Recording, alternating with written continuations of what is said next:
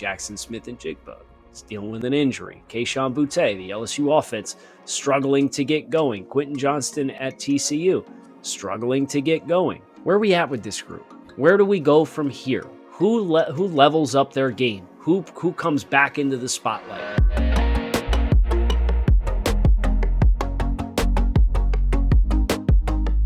What's going on, everybody, and welcome back to yet another check-in with TDN's September TDN 100 ballot, our top 100 prospects eligible for the 2023 NFL Draft. Everybody here on this panel and a couple other guys, Damian Parson and Bradley Weissman, slapped together a ballot, and we averaged them all together to come up with our consensus rankings, which is how the TDN 100 is calculated. Now, here's a fun fact for you guys. 17 wide receivers made the TDN 100, and they're all in the top 83 players. But there is a battle royale that is taking place amongst the wide receiver crop this year, and it is all happening behind USC's Jordan Addison, who is our consensus number one wide receiver right now. Now, it wasn't a clean sweep across the board, but Jordan Addison on 3 of the 5 ballots was the wide receiver one. He checks in as our 6th overall average player right now. Let's start with Jordan first. And Keith, I'm going to come to you because I know you've been impressed with what he's put on display thus far this season. What have you seen from Jordan Addison that has given you a different perspective versus what you might have originally had? Yeah, I think just him playing in multiple alignments at Pittsburgh. I know he did the same thing, but I don't know why, Kyle. And I know you gave me some stuff about it. It was just hard for me to buy in. I'm not sure if it was the Pittsburgh yellow and blue, and it's just a little. That's all that matters. And it's a little bit better, but I'm slowly investing more and more into this Jordan Addison stock. And it's just he's consistently winning, right? Lincoln Riley has taken this toy and this skill set, and he's putting it all over the field, and he's been dominant since week 1. And this has probably been maybe the most impressive offense in all of college football, right? We talk about Alabama being stagnant. Ohio State has had some very stagnant performances also. So I think Jordan Addison, he just showed that he can put the offense on his back from the wide receiver position and make plays. So that was a big thing for me, and that's why I really elevated him. And I'm like, you know what? I had questions about size, but to me, he's overcoming those size concerns with just his ability to get separation, win vertical, and then also continue to win in contested situations. Well, Joe, I know you have good perspective on Addison, having watched him last year with Pittsburgh in your region. So would love to hear what you've seen from Jordan or what you saw from him last year and how you feel like that is correlating to him and if he's been able to build on that. Well, at Pittsburgh, Jordan was just a do-everything guy that can win at every level of the field, vertically, create separation quick, win after the catch. And I think taking everything that he did at Pittsburgh and then just it continues to show up at another big school, new quarterback, big-time program. It just speaks to him being a consistent playmaker that's going to be able to make an impact. And as we've kind of navigated through the early portions of the season and seeing a lot of the other names not necessarily producing, meanwhile, Jordan Addison's out there balling out, doing everything we expected him to do, that has really kind of vaulted him to the top of our board. And I think it's just the comfort that we're getting from the consistency that comes with his playmaking ability.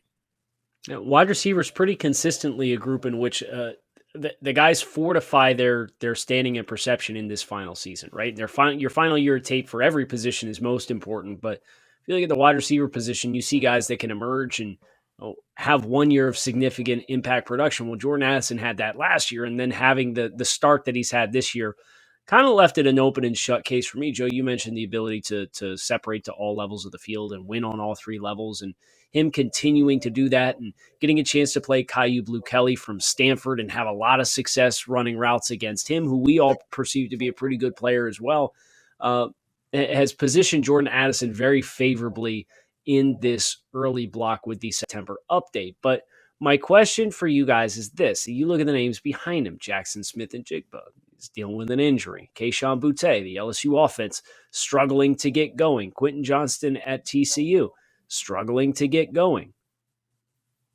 You could make the argument Parker Washington, who's the next name on the list, has been overshadowed by Mitchell Tinsley at Penn State, who was a transfer from Western Kentucky. Where are we at with this group? Where do we go from here? who levels up their game? Who comes back into the spotlight? Keith, I'll ask you first. Yeah, I'm gonna go with Quinton Johnson, and I think it's because he's had the most consistent situation in the sense of the fact of Max Duggan was his quarterback from last year. So I'm expecting the Max Duggan to get it going again and find him this year. I'm expecting that they tap back into, I guess, a chemistry that they had last year and just get some production, right? Because from what we seen last year, even with Max Duggan throwing the football, he just gave Quinton Johnson a chance down the field, and we seen what Quinton Johnson was able to do. And they're talking about him, Johnson, as a football player, right? Like he's 6'3", 200 pounds, jumps 40 plus inches, appears to run a 4.4. He's quick twitch. Like if you like Drake London athletic profile, you will love this kid's athletic profile, right? When you talk about height, size, speed, composition. So I'm expecting Johnson. He's in the Big 12, right? We know the Big 12 at times they decide not to play defense. So I think I'm gonna go with Johnson just to make some plays down the stretch here. I think the player for me that I think is going to get on track is Josh Downs from North Carolina. And, he had a good opening game. He had 9 catches, 2 touchdowns, and he's just been injured over the last couple of weeks. He's on track to play this week against Notre Dame, and I think he's going to be productive. And we've seen a lot of good output from this North Carolina passing offense, a dynamic young quarterback there in Drake May. And I think Josh Downs reinserting himself into this offense is going to be pretty seamless, and the production is going to be there. And so I think there's a lot of big-time receiving days for Josh Downs coming, and I think that'll kind of re-inspire some of the hype that's been around him. And obviously a big year last year, over 100 catches and almost 1,400 yards. I think he can get back on track once he's healthy and on the field. Is it the easy way out to say Jaxon Smith-Njigba? That's all I need to know. Probably. No, because there are a lot of different elements around Jaxon Smith-Njigba. So I think Jaxon is the one for me that, as I review the tier 2 and probably even tier 3 of wide receivers, I have the biggest appetite for. And it's for a lot of the same reasons why you like Jordan Addison. I just think he's a little bit less dynamic of an athlete and in doing those things. But he's got good ball skills, ball production, adjustments to the football. He runs really, really good and crisp routes. And I think the fact that, with his time away, Ohio State has been getting some of these other wide receivers more involved in creating more chemistry with CJ Stroud. I think that will only help Ohio State in the long term, because when Jaxon Smith-Njigba does come back and he is ready to go, you'd like to think they'll have a more complementary group, and it won't be so easy to just, we're going to bracket Jaxon and make the other guys beat us regardless of how physically talented they are. They're going to have to play Ohio State a little bit more square now, because these other receivers are really getting involved in the passing game, and Stroud is establishing the chemistry with them that I think is going to make them very dangerous down the stretch. So I think the time away, while frustrating certainly for Jaxon and for the wide receiver group in general, I think it's a good thing, big picture, for Ohio State's offense and what that will mean for Jaxon, CJ Stroud, and the rest of the Buckeyes by the end of the year. Would like to ask you guys one more question. If you survey the back half, the names who are maybe not top 50 players, Joe, you mentioned Josh Downs, who's in the 40s for us. You also have Marvin Mims and Dontavian Wicks, who's been quiet, and Jermaine Burton at Alabama, who's been quiet. Who are some names here? I would love to hear us talk about Cedric Tillman. Would love to hear us talk about Jaden Reed. Joe, I'll give you Cedric Tillman. Yeah, Cedric Tillman obviously really came on for Tennessee last year with Hendon Hooker and Josh Heupel taking over that offense, and he's productive again this year. You see it really start to show up. Obviously, the big game against Pittsburgh, 9 catches, 162 yards, reminded everybody that he's really dynamic in his ability to win vertically down the field with his size and ball skills. We're talking 6'3", over 210 pounds, and a good vertical passer in Hendon Hooker. And so I think as the season elongates here, continuing to showcase that production and continue to buy into what he offers as a big play receiver, I think is only going to help him. So Cedric Tillman has continued to be productive. I think that'll stay that way the rest of the year. And he can challenge to really climb and maybe enter that top 50 conversation. Keith, I'll come to you for Jaden.